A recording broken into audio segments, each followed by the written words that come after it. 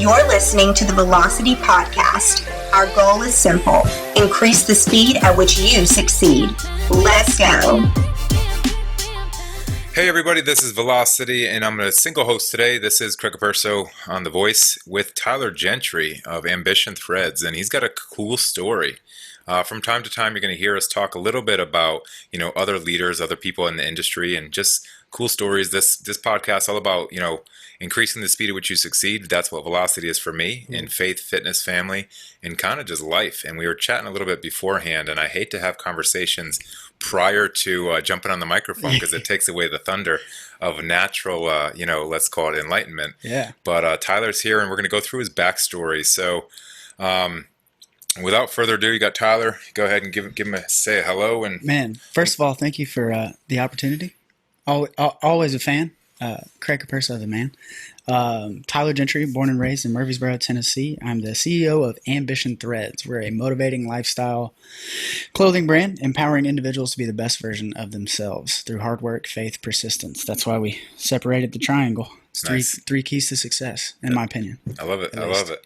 And so, he did his where he's at today, but he's got a cool little backstory and I had asked him, and, his company send me over a media card so I can kind of get a little bit more in depth in, research on you. And, this is kind of what I found out. The guy started off in the motocross industry. He came from a family, average family, mom and dad, has actually a twin brother. Yeah. We could talk a little bit about that. I'm always curious about twins. Yeah. How that lifestyle works out. But, he came up and he was doing motocross, and, he had a bad experience, and I'm not sure are you willing to talk a little bit about that? Yeah, absolutely. Okay. Absolutely. So let's just get into it. He's born and raised here in Murfreesboro. He lived in Rockville, something local, 2 brothers, one's a twin, and I want to chat, like I said, chat about the twin. Grew up a military dad, stay-at-home mom, so pretty much probably a story that sounds relatable to probably a lot of our listeners that are out there right now. But he, when he was about 21, he was pretty ambitious. He was doing racing all the way from between 3 to 21, I should say. And so talk to me about that motocross lifestyle. What was that? Yeah, so Dad grew up a local racer, was pretty good there for a while, and then he ended up, after he joined the Marine Corps, came back from the Marine Corps and got a job as a mechanic, doing mechanic work for a professional team, and just, did that for a while, and then as you grow up, you have kids, all that good stuff. And then my older brother started racing, or he started riding in the backyard. And about 2 weeks before my 3rd birthday, I was like, man, I kind of want to start riding. And he was like, how old's your older brother? He is, I think he's 30.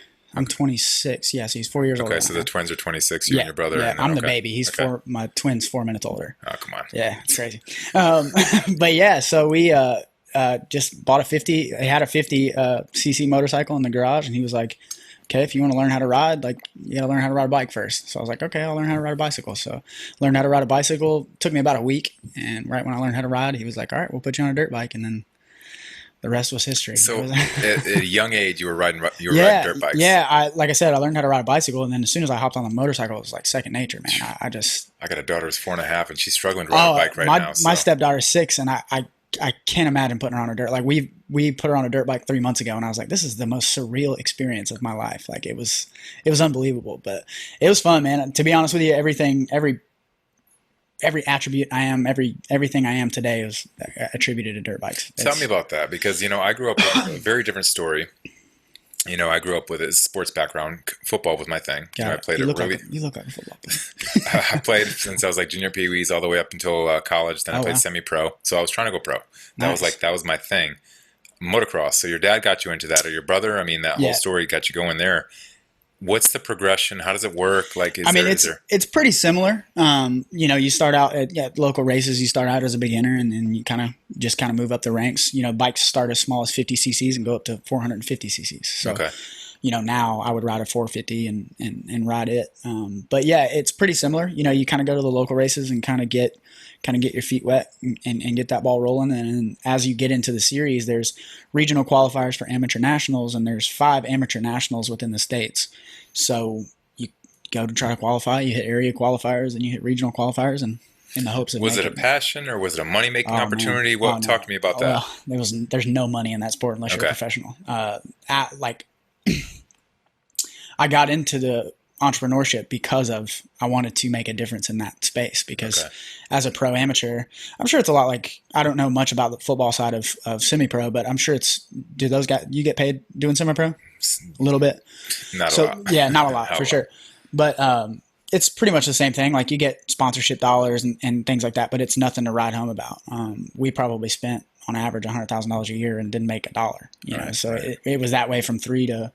So an expensive hobby. Oh my gosh, it's crazy. Yeah. $8,000 for a motorcycle and $1,000 for gear, you know, going to the track, all that good stuff. Mm-hmm. But it was fun. It was more of a passion. Like it was something me and my dad got to do. Mm-hmm. You know, him being deployed all the time when he was home, I just wanted to be with my dad. So we just went and rode and traveled across the country. Awesome, man. So tell me about this. You know, you had a death. A friend of yours, you were going to the track one day to go ride. And so Casey was his name. He was born a month after me, lived 2 houses down. I mean, we were inseparable. It was closer than my brothers, honestly. Right.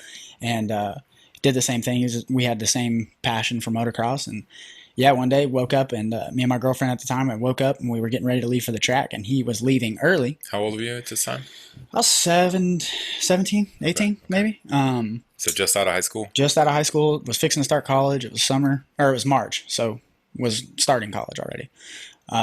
He left early. We went to the track, or we were getting ready to go to the track. And as we were driving there, Lifeline flew over us. And I was like, that's crazy. Lifeline never comes out here. I wonder what happened. And sure enough, as soon as we pulled in the driveway, we passed the ambulance was taking a left out of the driveway as we were coming in the opposite way. And as I was approaching the track, it was a private track in Eagleville, where the track is. And, as soon as we were approaching, my buddy's dad was running up and he was like, that's Casey, something's wrong. So we just turned around in the driveway and raced the ambulance there. And what happened? He, I don't really know. I think he had a helmet too big. I think he was wearing one size too big. Yeah. And he was just going around a corner and just how he hit his head. Just crashed and hit his head and ended up passing away from, just bleeding on the brain or something like that. Yeah, I'm sorry to hear that. Yeah, no, to be honest with you, it's the best thing that's ever happened to me. I would tell you that 10 times out of 10, because who he was as a person, he was so motivating and all that. And I was never that dude. So as soon as he passed, it was like the light flicked on, man. I was ready to go. Life was it was a whole new beginning, essentially. Like, and you hear that a lot. Like you hear a lot of people talk about like getting that new beginning and that new fresh start and stuff like that. And it was for me, man. As soon as that hit, I was ready to go, no matter what. It's devastating, man. It was gnarly. It was gnarly for sure. You know, I had nothing similar to that, but like a crash that actually slowed me down, and I attribute that one crash, like it was literally I bought a Gixxer 1000, my first bike, with not a lot of bike experience. You had no bike experience? Not really. Not really. Man. I mean, I rode a dirt bike here and there, but I wasn't like a rider. Right. I rode bikes, but you know, I literally bought a Gixxer 1000, brought it home. It was early. It was up in the north, so I think it was March. When I bought it, March, April, and there was still like sand on the ground up from the snow. And so I was ripping around some back roads, caught some sand and dumped the bike. And I'm glad it was like in the back roads somewhere where I was all leathered up and helmet on. So I completely trashed my bike. Well, I took the plastic off like one side of the bike and slowed me. More of the story is it slowed me down. It was a wake up call. That thing is that's my biggest fear is crashing on the road. Yeah. Like I grew up, like I said, racing my whole life.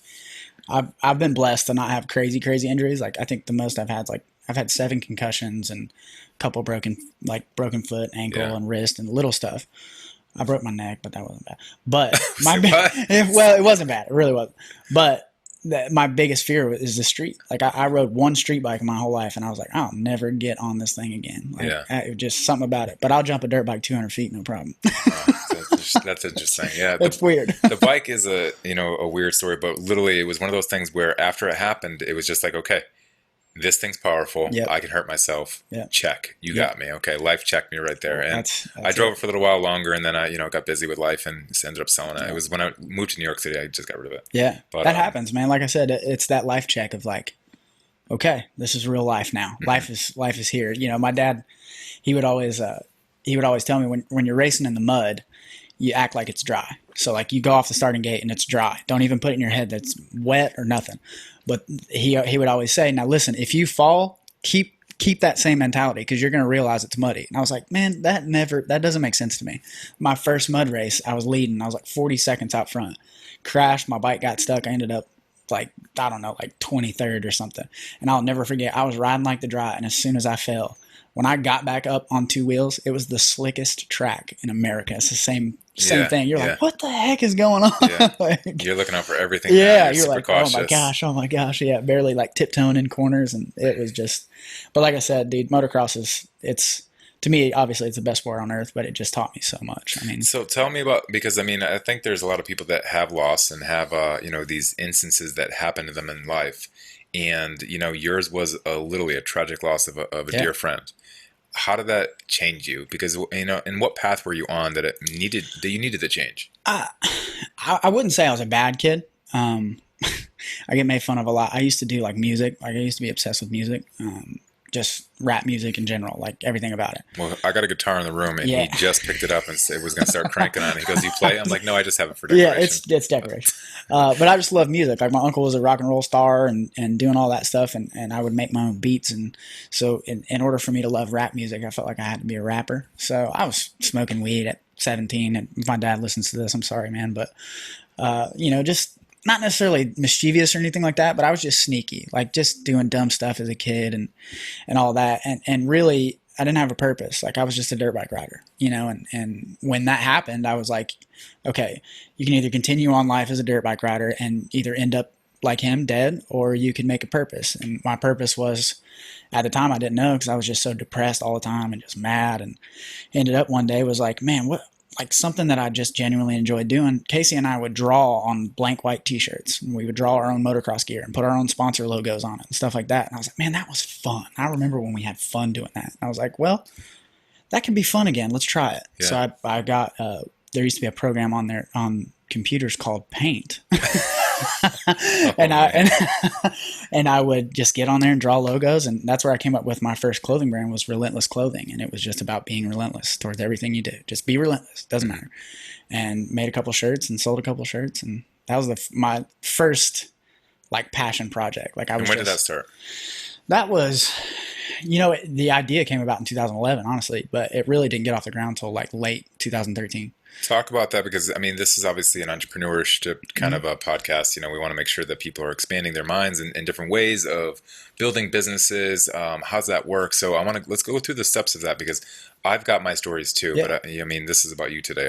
They'll hear me forever. So talk to me about building a brand. How does it even work? What do you do first? And I don't know. Don't get me wrong.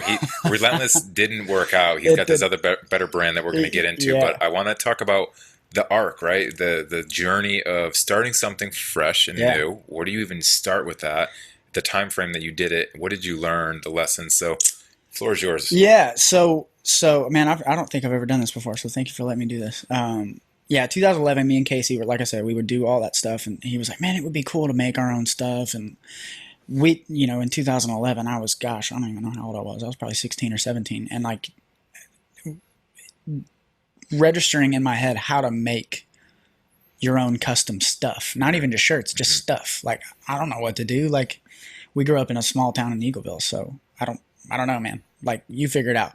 Well, he would come back with blank shirts, and we would draw on them, and all of our friends that were in our little bicycle group outside of the dirt bike track were like, man, those are cool. Like, you guys do that? And we were like, yeah, man, it's pretty cool.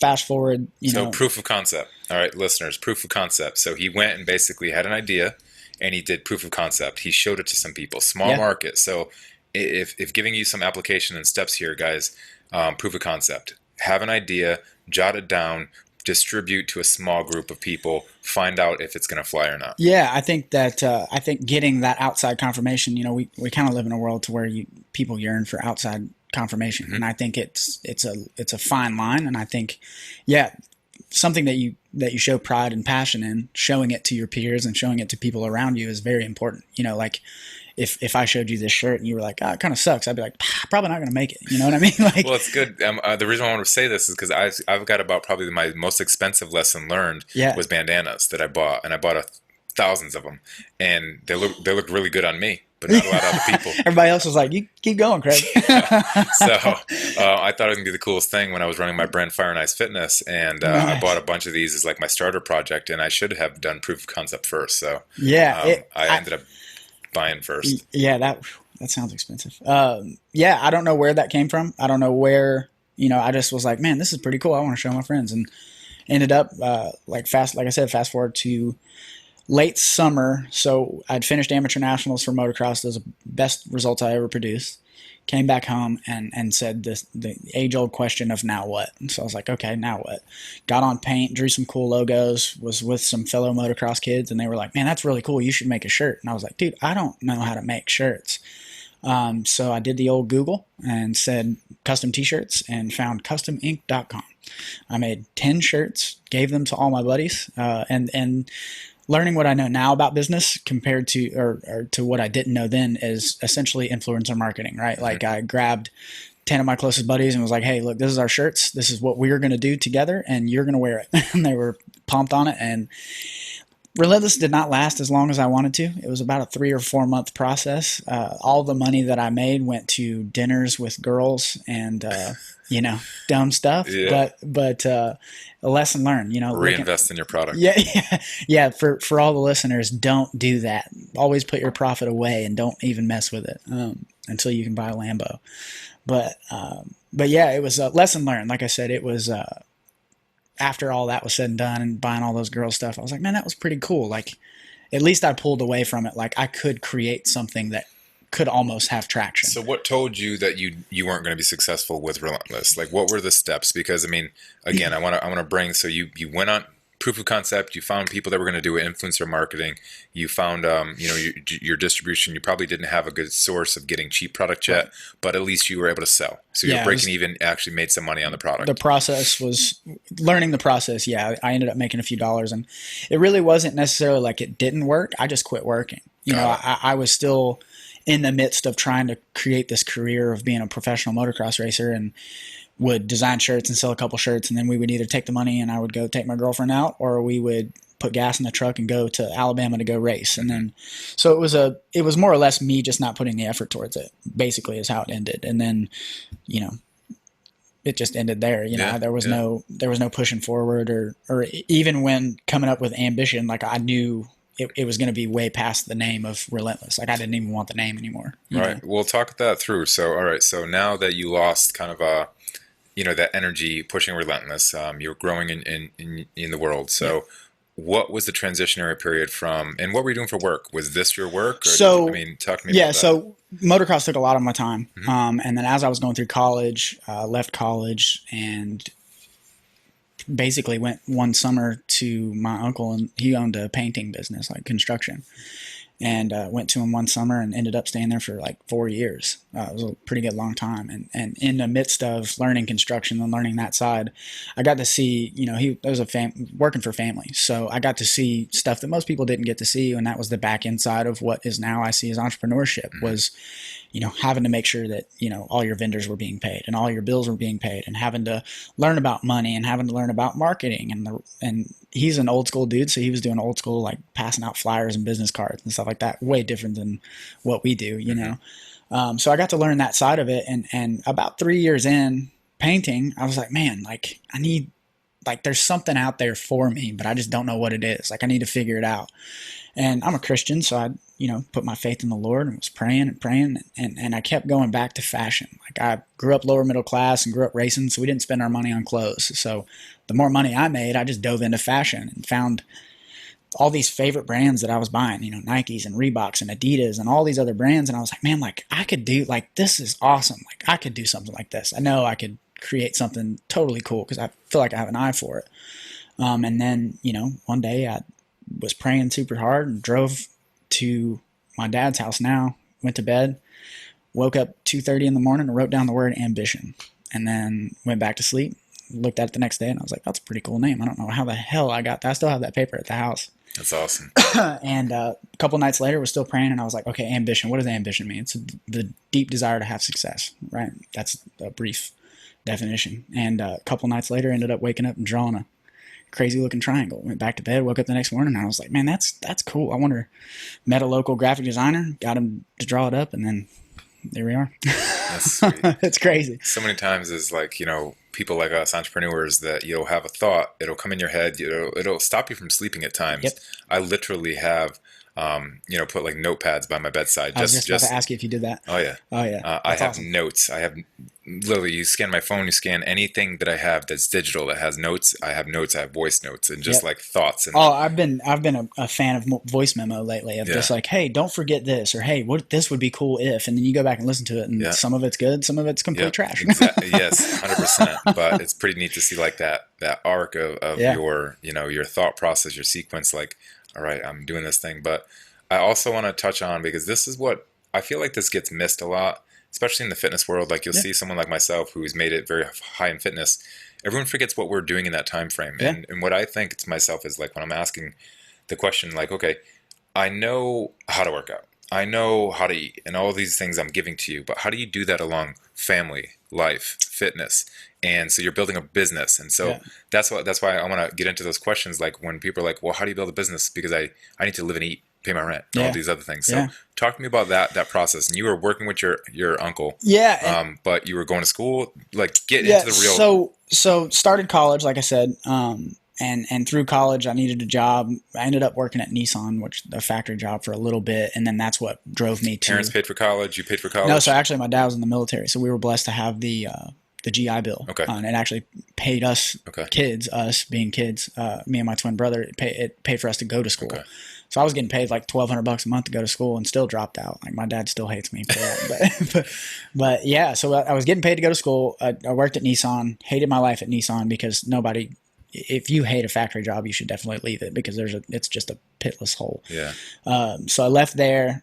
That's when I did the summer with my uncle and ended up painting for a while. And then, yeah, just throughout all that, it was just a grind. Like, I learned how to work, and I learned how to, you're never going to get anywhere if you're never going to work. Like, you always got to get off your ass, and you got to move. I'm sorry, I didn't mean to cuss if we can. Go for it. But you always got to get off your ass. You always got to go to work. Like, at the end of the day, regardless if you're sick, whatever, just go work, and you'll figure it out. Mm-hmm. And that was kind of instilled on me early as dirt bikes, and then it equates to life now. It's like, no matter what you do, if you work, you'll just figure it out, and you'll get there. And that was basically the journey of that was, just like I said, dropped out. I remember the day I dropped out of college. I was listening to Lil Wayne. I dropped it. I put my headphones in and walked out. And why? What was the thing that said, you know what, school's not for me? And what were you doing in school? What were you following? I was doing business. That was my degree. How far did you make it? What year? A semester and a half. So Okay. nothing too crazy. Okay. What made me quit was basically, like, I just felt like I was wasting time. Like, and that's no knock on anyone that's ever been to college or going to college or whatever. I just felt like, man, I'm not learning anything here. I was learning the same stuff I remember graduating high school with.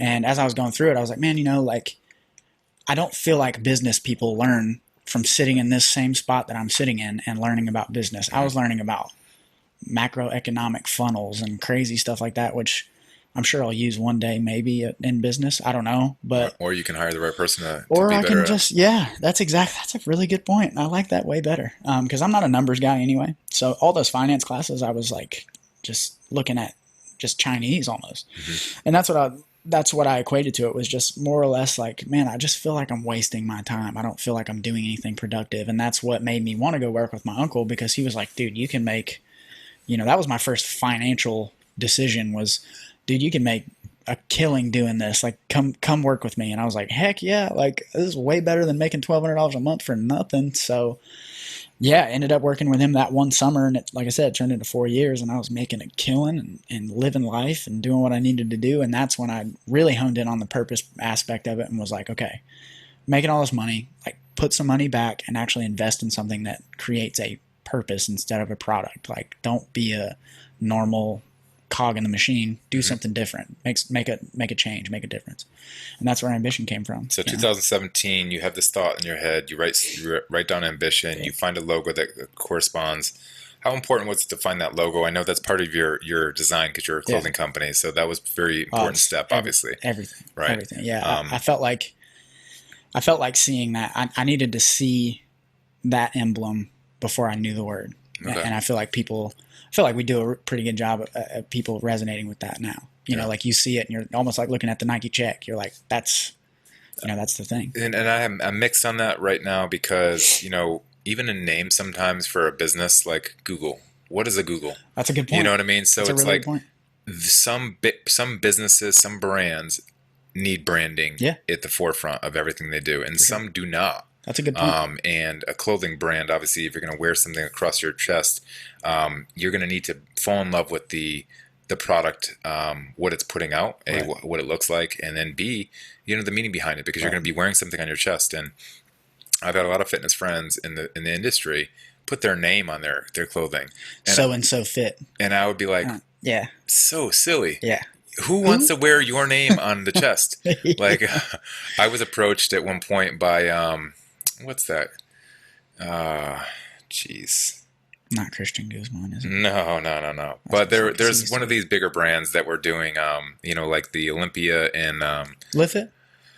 no, it wasn't a clothing brand per se. It was more like what's that? The Pumping Iron. Then they came out with the other series that came out. Generation Iron. Yeah. Yeah. Those guys, they approached me at one point to Nice. want me to sponsor and affiliate their stuff, and they wanted me to wear these T-shirts. I'm like, no, sorry, no. It's a weird name. Yeah. Well, besides the name, they weren't just putting their name on the clothing brand. They were putting other people's names, and they wanted me to rep other bodybuilders' names. I'm like, yeah, no, won't do that. Yeah, that's weird. And so I always just said to myself, I would never make the company my name. Right. I would always make it about a brand or a mission or something that I can go after, because then I could bring other people into this mission with me. Right. And I think that's what, in my opinion, of that's kind of what Google did.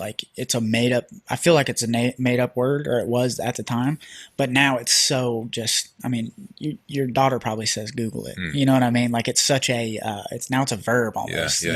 it's, Google it. Yeah, I don't know, dude, Google it. That's, basically how I started business was Google. So, so it's, that's the vision of what you want to create, is something like a Google, So now talk ambition. Now ambition's here. You started, you were the co-founder, the man, you're the thing.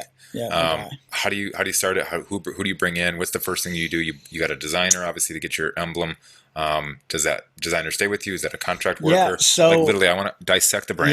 Yeah. So I think this is super important for everybody, and it might be good practice as we grow and build. Definitely, yeah. I found that graphic designer and excuse me, found him, and he worked up the logo. He actually did my first batch of shirts. He overcharged me about $700, which was a long story in itself. I went there and I don't want to say he saw me coming. How many did you make? Proof of concept, like literally. I did. So I went in there.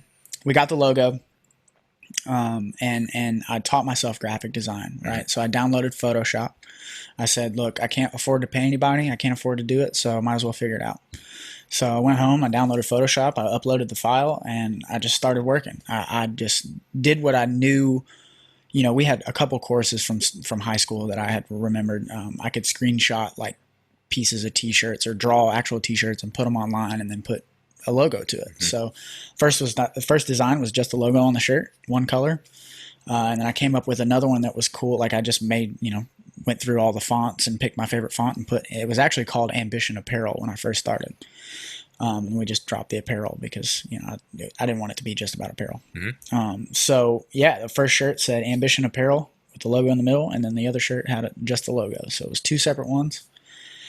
Got 24 of each. My ticket was $800. It was crazy. It should not have been $800. I can tell you that much. Yeah. So my first move was when I got the shirts. First of all, I was as giddy as a schoolgirl. I was just ready. I didn't know anything about this. I didn't know what I was going to sell them for. I got them they were black shirts, gray logo, and a black shirt with white font and blue shirts, or blue logo. I'll never forget it.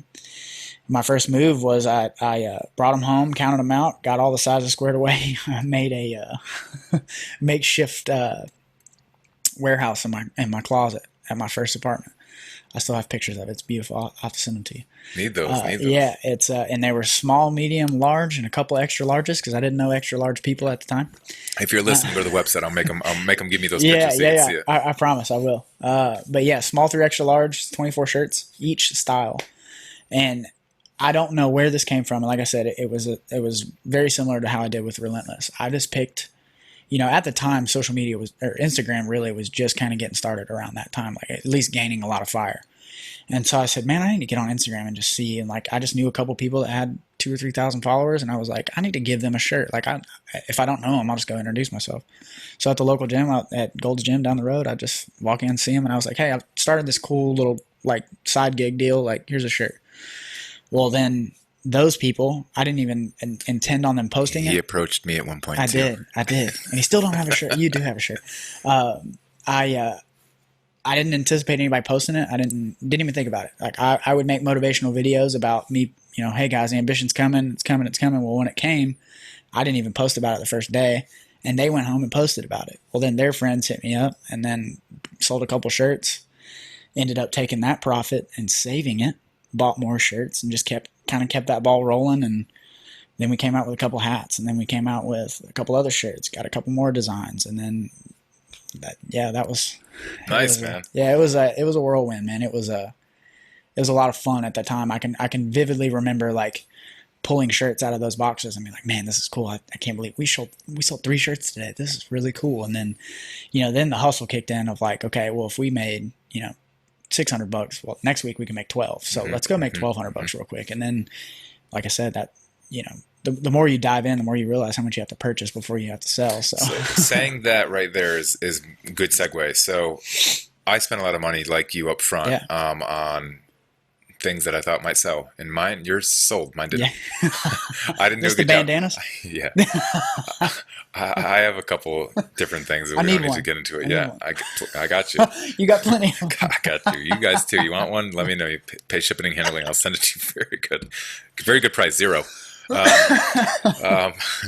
But so after that lesson learned for me, I went with the drop shipping companies where I would just basically take, whatever vig I want to overcharge for the price or whatever that is, because I want to then go for a proof of concept. So for me, someone like who's getting started, what do you say to someone like that, where you're not sure how much money you could put in? Because you said, okay, how much money do I want to now put into these shirts? Right. You now have this established brand, so it's a little bit different ball game. Right. Have you ever thought about that? Did you even know that exists? Someone like as far as Printful or some of these other companies that basically allow you to basically create designs, throw them up on the internet, and you don't pay a single thing. You don't have backstock or anything. You don't have anything. Yeah. But you basically you buy the T-shirt from the company and you charge $25 when they cost you $16. Right. And you make whatever. I didn't learn about Printful until we were halfway through stocking and keeping back stock. And at that point, the kind of unsettled waters with, in my opinion, of Printful is it's quality control. So like a big thing for me is I really enjoy like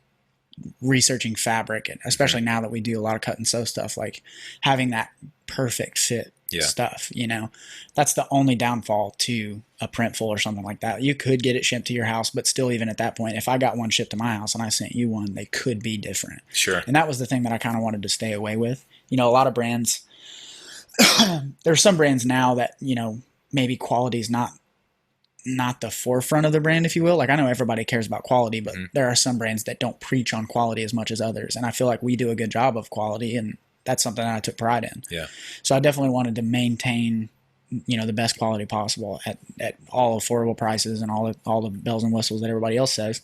But I really wanted to stand true to the quality thing because, you only get a first time customer one time. Sure. And great, every time I wanted that first experience to be just like, okay, like I got to have this shirt. Like whether it was me selling it or the shirt selling it or the brand message or whatever it might have been, I just wanted that first time to be perfect. So that's kind of why I shied away from that. Mm-hmm. So I'm going to put the scenario in here because someone's out there listening right now and they're going to say, okay, I love Tyler's story. I wanted to kind of follow his footsteps. Man, I don't have the money. I got $500. I got $1,000. I want to start a business. How do you do it? $1,000. How do you start a business? If I had $1,000, or how do I? You have $1,000 right now. All right, so I'm going to tell you first of all, I grew up lower middle class and didn't have money. So how did I get money? First of all, you got to hustle.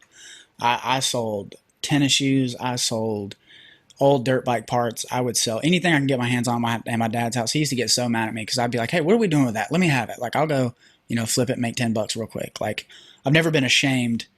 I think it's a humility part. Like, don't ever be too big to sell stuff or go hustle. Like, the hustle is the best part about entrepreneurship, in my opinion. Like, anybody listen to Gary Vee? You've heard Gary Vee goes out there. Oh yeah, he's out dude, there. I'm telling you, if I wish I would have thought of that. I would go do that now if I had time for it. Like, it makes me happy. Like, I enjoy the hustle. I enjoy I mean, you know me. Like, I'm a talker and all that stuff, but I genuinely enjoy talking and learning and like flipping people, like I enjoy selling stuff. And that was my thing. Like, I just love the hustle. And so if you don't have $1,000, you'll be surprised. Gary Vee does say it best, but you'll be surprised what you have in your house that you can make $1,000 quick. Yeah.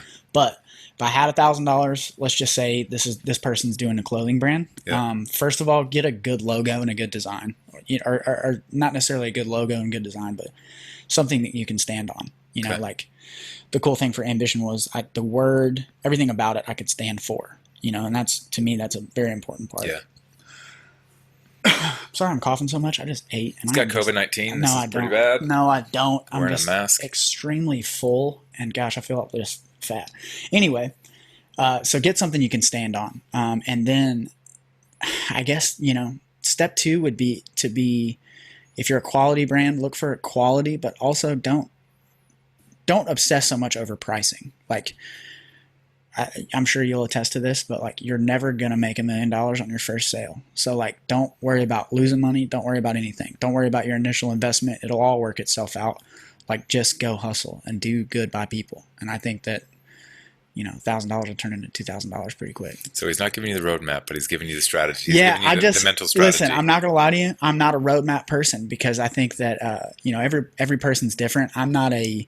We talked about this earlier. I'm not a I'm a good decision maker. I'm not a good planner. Like, I didn't plan on a clothing brand. I planned on a couple cool shirts.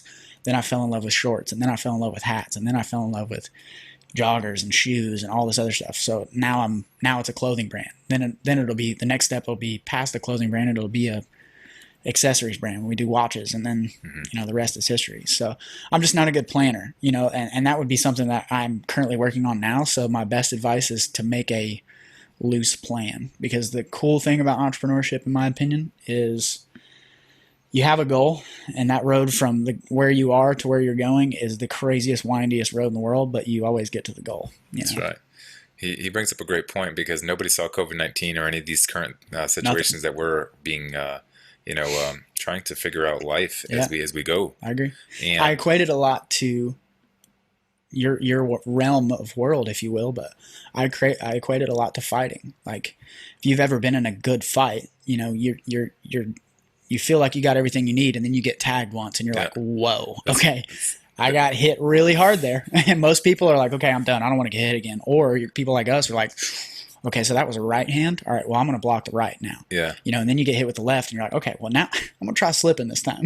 There's a saying, it says, you got a great plan to get punched in the face. That's exactly. I've never heard that before, but I use that analogy, and I've never been in an actual like MMA fight. I've been in a couple of fist fights, everybody, but it's just so similar. It's so similar to entrepreneurship. You've got to be good at getting hit. You got to have a steel jaw. I mean, because like COVID's a perfect example. Like, come out of left field. You got to be nimble. Everybody's been haymakered right now. Yeah. I mean, we're all getting beat up, but again, it's the people that are not going to take the situation as a victim. They're going to say, okay, this happened. How do I do it? How do I navigate the waters? Right. And those are the people that you're going to see strive. Yep. How about the team? Talk to me now that you're an established brand, Ambition Threads. How many people in the team at this point? Like, who's with you, making decisions for you or with you?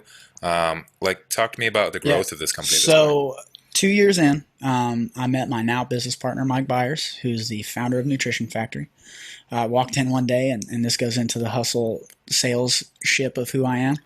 Walked in and said, man, you need some cool shirts. Like, he had a whole wall of shirts. And I said, man, these shirts are cool, but I got some way cooler shirts. And like, instantly he like comes out of his back office, and we start talking. And then he texts me, and he was like, hey, whatever your shirts cost, just bring them in. I was like, I just landed my first wholesale account like that. Like, no way, it's that easy.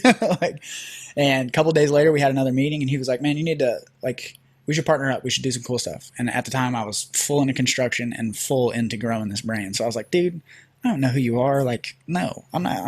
I'm beelining where I'm going. And about 3 weeks later, I was over painting, and I hated my life. And I was like, man, like, I could go work. Like, he needed a marketing person at the time. And I didn't know anything about marketing. I just knew what I was doing was cool. So I was like, hey, look, he offered me a job, and I told him no. And then he offered me a job again, and I told him no. And he said, I'll tell you what, like, just come work for me, and then whatever you need, like, we'll figure it out. I was like, okay, maybe, no, I don't know. We took a meeting, and then the next, like, it was probably a 6-week process. Ended up coming to work for him, and then we ended up partnering up in Ambition. So it was kind of like both of us scratching each other's back, and it's been the coolest thing, man. Like, I don't know how well you know Mike, but he's an incredible individual. He's a smart dude. He's awesome to be around. Everything's cool. He seems like he wants to bring a lot of people up with him. Yeah. You know, he's had some success. He owns a few nutrition factories. They do well here locally. Yeah. And from what I know about Mike, we've actually had a meeting, a business meeting on some other things. But it just seems like he's looking to bring people up with him. Yeah, and that was the main people. thing. That was the main thing, was like, he was like, dude, I don't know a lot about clothing. He was upfront with me, and I was like, no. Like, I don't want somebody in here telling me how to design clothes. Like, I don't need that, but I do need somebody that knows a little bit about business, because, you know, from my story, like, I'm just a dirt bike rider at this point, man. I'm just doing something cool. So it's been a blessing. Like, we partnered up in it, and it's been since then, the brand has just been, I mean, crazy, like skyrocketing. So I have him, and I'm blessed. Like I said, we do a lot of back end stuff together, but as far as like the total vision of the brand, it's still 100% me. Like, he even said, he's like, dude, like, this is your thing. Like, I'm not in it to ruin that. I just want to grow with you. Mm-hmm. So that's been really cool. And then my girlfriend now, she's like a rock star. Like, she helps me with packaging and this and that and the other. I mean, she's dotting all the T's and crossing the I's. And then we also have another girl, Nicole. She does everything, fulfillment and all that stuff. And plus, just everybody that's been a part of the brand. Like, I would include you. I would include the thousands of people that I've met over these last 3 years. I mean, it's been like, without these amazing people, it wouldn't be nowhere. You know what I mean? It's cool to see, you know, growing up, my mom would always say it takes a village to raise a kid. And I would equate that a lot to business. Like, if I didn't have people like you, or people like, you know, Mike, or people pushing me, the brand would be nowhere. So don't give me credit yet. I haven't done anything for you. You've done more than you think. Like, I look up to you a lot, and I look up to all those people like that. Like I said, it's a customer to me is not necessarily a customer. It's more or less like, I enjoy stories, and I enjoy doing stuff like this. So it's like, it helps me with my vision. You know what I mean? There's a lot of room in the world, and something I've learned, that so many people want to be like, here's my father. You know, I talked about this in one of my earlier episodes, where he made a quote to me that said, stay small and keep it all. It's not the right attitude to have if you're going to be an entrepreneur and you're going to want to make an influence. So as social media is out there, you know, I spent a lot of time early on. I was one of the earlier fitness people that were popular, bodybuilding.com, long-haired Wall Street trader. That was kind of my thing. So I got a good following. And then I grew a family, and then my morals changed, and not more morals, but I should say my priorities changed. I know what you mean. Yeah. And it was a heck of a lot less about me when I stopped being a professional fitness guy. That life is very shallow, you know, so you see these guys growing and want to be the best Olympia person. There's a lot of people that are just about them for that point. Right. You know, how can I make me and my empire the biggest thing? Right. I'm so over me now. Yeah, now it's like, okay, how can I take a piece of this, a piece of this, a piece of this, and give it out? Right. And there's a cool meme that I saw about fathers on Father's Day, and where it's like, what do you give to your kids? And it was like a picture, like a shadow of a man, and he had all these chunks taken out of him. Oh, that's sick. Kid was made up of all these chunks. And I feel like that's what I want to give to the world. Yeah. Like, it's like, I have so much knowledge from my career, and how can we share it, and how can we grow it? Because if you give it out, it'll come back. You know that. Absolutely. And it's one of those things, like, you got to trust the process. You got to trust the world, that I can't sit on all this knowledge. I got to give it out and figure out where it comes and where it goes. Right. And, you know, there's enough people out there to be your friend, to make money with, and you don't have to worry about just being like this. It's all about me. And I always tell, like, close friends, and I always make the analogy of, like, you know, it's great. If I had $1 million right now, that would be awesome. But if I had $1 million and you had $1 million and you had $1 million, and we could all do $1 million things together, it's so much more impactful and so much more fun. You know what I mean? Like, making a cool brand is all fun and games, and it's great, but it's also way more fun, way more fulfilling. It's just 10x everything when you can do it with people that you love and people that you just respect and get along with, you know, like, and you never know that by sitting back and keeping it all to yourself. Like, we would have never created a relationship if one of us would have been like, hey man, you're a cool dude. Hey, you're a cool dude. And then you end up, everybody's cool together, and then we're all living the dream. You know, it's so much more, like I said, it's just 10x everything. And I think that's like I said, it's all about the dirt bike thing. So growing up in motocross, I always knew that if I didn't have a team, I wouldn't be anywhere. Because if I didn't have my dad as a mechanic and a rider coach, I wouldn't have been a good rider. I wouldn't have had a good bike. If I didn't have, girlfriends who gave me waters and stuff, like I'd be dehydrated, or, teamwork makes a dream work. It's cliched as it is. It wouldn't be a cliche saying if it wasn't true. That's true. You know what I mean? You're absolutely right. So that's kind of how at least how I look at it. And obviously you as well. Like it's great if you could do it. I was telling somebody the other day, a personal trainer friend of mine, she was like, she said, yeah, it's just so fun and blah, blah, blah. And I said, well, I know this, like you could do it by yourself. You could totally do it by yourself. But it would be so much cooler if we could do it together. You know what I mean? Like you'd have so much more fun. It's how to say this? I saw, I'm searching right now for my phone for a cool quote that Bill Gates put on his deathbed. He's like his principles. I think I reshared it. But more or less, like when you're done and you're just by yourself, like you got to think about the impact or the legacy that you leave. And I always think that through, because like at some point our life's going to come to an end. Yep. And at that day, you can have all the money in the world, but if you didn't have an impact on other people's lives, then really, what good is that? Do you listen to Ed Milet? You know Ed Milet? No. He's a motivational, crazy good entrepreneur. But he said this thing, and it's a perfect. Like I said, I was a Christian. I am a Christian. So when we get to heaven, there's two ways you're going to get to heaven. You're going to get to heaven. You're going to open the pearly gates, and you're going to meet the man you should have been. Or if you do everything right and you do right by people, and you have the right impact, you get to heaven and you meet the man that you are.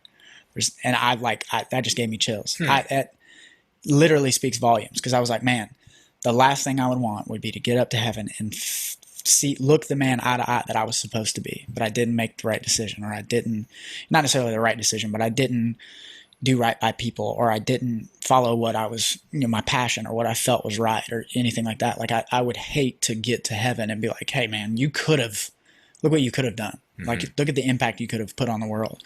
So that's me writing my book now. It's like, I got to meet that guy. I got to meet that guy. Cool concept. I'm going to screw it all up for you right now. So here's the deal.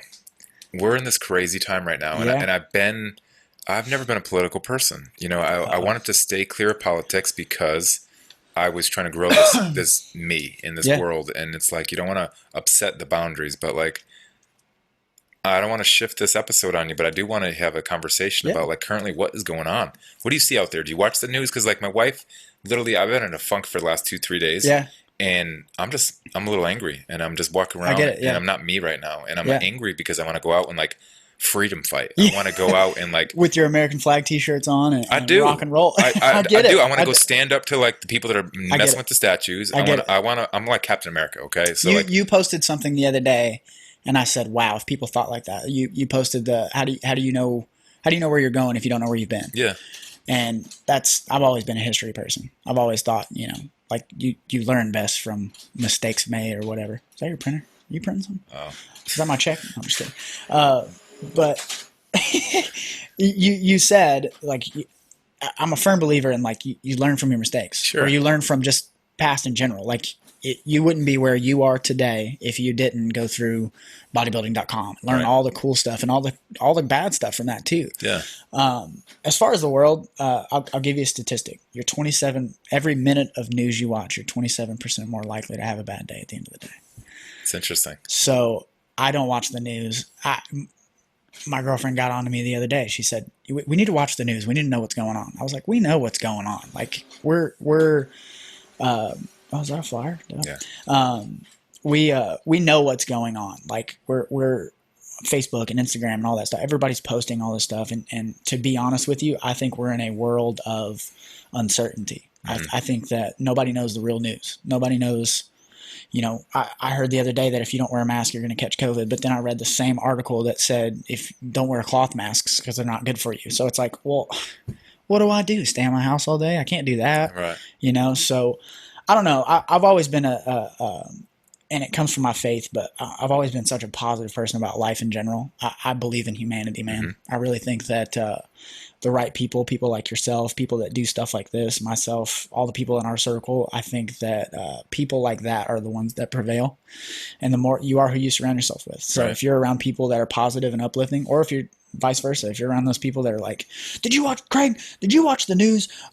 Trump is this and Biden and blah, and it's like, I need to hear that because I need to know what's going on. But also at the end of the day, if it doesn't directly affect me, which I know it does, I'm not saying it doesn't directly affect me, but if it doesn't directly punch me in the face and hurt my family, I'm just moving forward, man. That's a horrible answer, but it's the truth, because I think right now, as you know, I've watched too much social media. I don't really say I watch the news, but I am tuning in more now because I'm trying to listen. But I know there's a specific narrative that's out there, sure. And it depends on what news station you watch is the narrative that you're going to hear. Exactly. There's a whole concept that we can get into this besides like what news station, what's the bias, what's going on. But it's just amazing right now that we're allowing the country to just be there. The changes that are potentially coming down the pipe, and the silent majority, which you will be that silent majority right now, there, yeah. or minority. I'm not sure which one it's going to be. Yeah. But it's just very interesting to see. And it's just, I'm curious always when I have these interviews. I want to hear if people are tuned in, tuned out, where they're at, because I'm pretty much probably going to go off social media for a good 30 days, just detox. Yeah, I think this is going to sound horrible. I get a lot of news from Joe Rogan. I think Joe Rogan is regardless of his wherever he stands, I think that he is one of the most objective people of our time as far as I would say he's more of a Democrat. I would say he leans more to the left in certain views, but there are just across the board, he's just a general dude. You know what I mean? He has all these crazy people on his podcast and all these crazy people they interview, and you just get a new insight of life. I think, in my personal opinion, I don't know. I don't know enough to speak on it, but I can say, I think as a society, if we had just more information, we would be a lot less at each other's throats and it's completely fine. And it was way back when. It's completely fine for you and I to disagree on something and have the same exact conversation we're having right now. Mm-hmm. It's completely normal. Should be. It should be. It's not normal. Right. Exactly. Today it's not a thing. Exactly. I should be able to say, I don't like blue shirts. And you're like, well, I do. And I'd be like, okay, well, this is why I don't. You tell me why. And then I'm like, you're still a good dude, Craig. Yeah. At the end of the day. Yeah. And I think that's how it should be.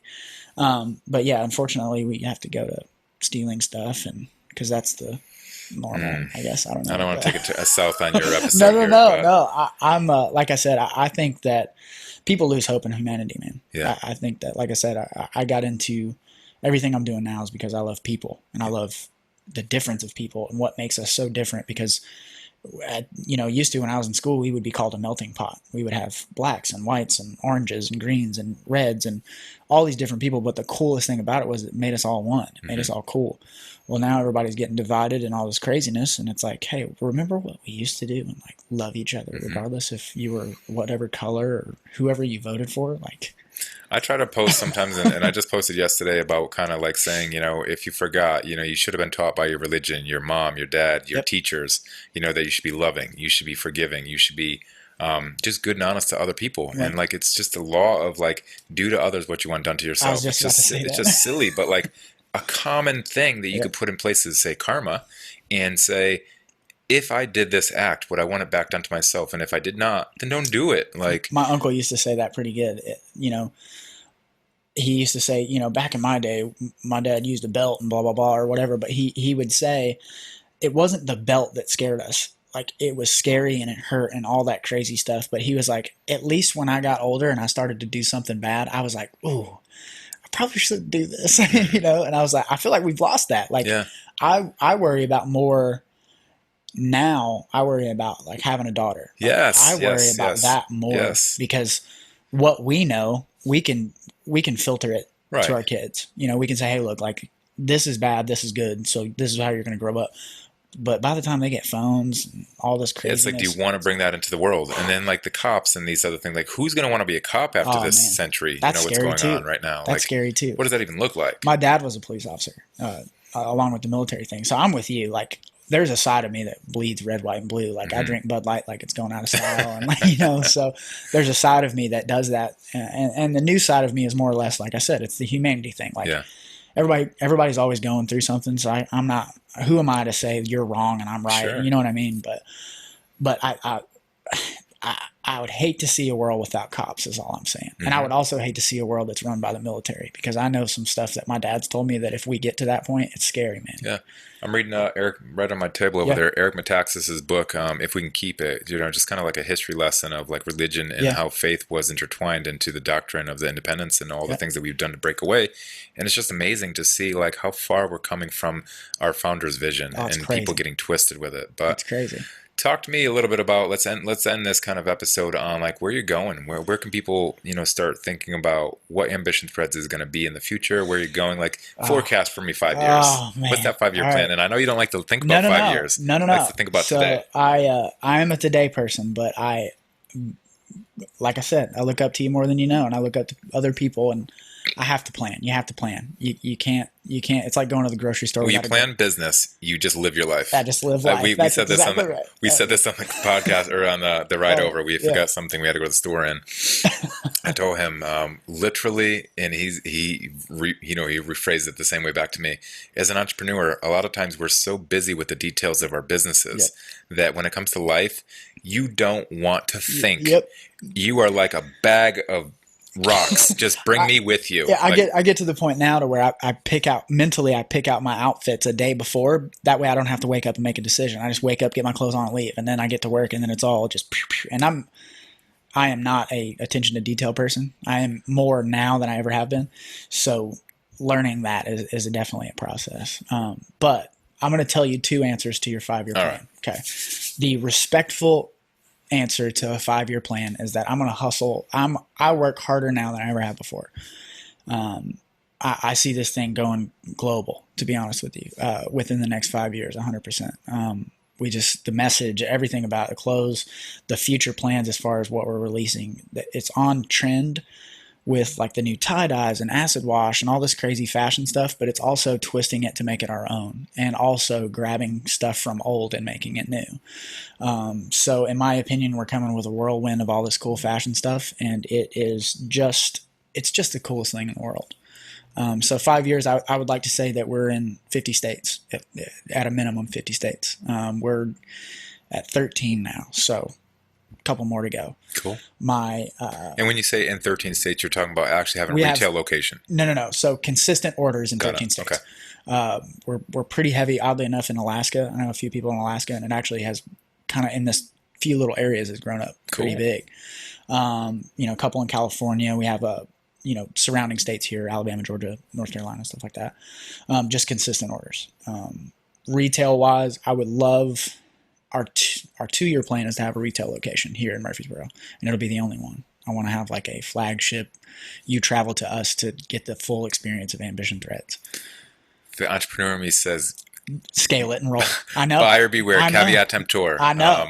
Man. I've said that before, but I think the cool thing about Ambition is that it's I want it to be an experience. I want it to be a staple. Like Nike has the staple stores throughout. Nashville or Murfreesboro? I would love Murfreesboro. I would love it. Okay. That would be selfishly, it's a full circle moment for me, just because I grew up here, and to have a full circle moment of like, in a sense, like owning the town. I don't want to say it like that because there's too many people here that are way cooler than I ever thought about being. But I genuinely think a flagship store here in 2 to 3 years would be just everything I ever dreamed of. So, okay. But the entrepreneur in me, just the same amount of hustle. As soon as we got the microphone, I'm like, I want one in every state. Yeah. Every state. Maybe 2. Maybe we'll go up against Macy's. I don't know. Wow. I don't know. But I say all that to say my arrogant, awful, just goal that I never tell people, but I will tell you and preface first by saying, if you're not confident in what you do, you'll never be successful. I used to get called cocky when I was a kid because I was a cocky dirt bike rider, but I have natural talent on a motorcycle, and I would look at you and say, look, it's not because I'm cocky that makes me good. What makes me good is I put in the work and I'm here every day, and you got to outwork me, and it's impossible. That's my mindset towards life. Like even when you go kick my ass at Rockbox, like I'm still like, look, Craig, you think you're good, but I'm here. And then I leave and I'm like, that guy's good.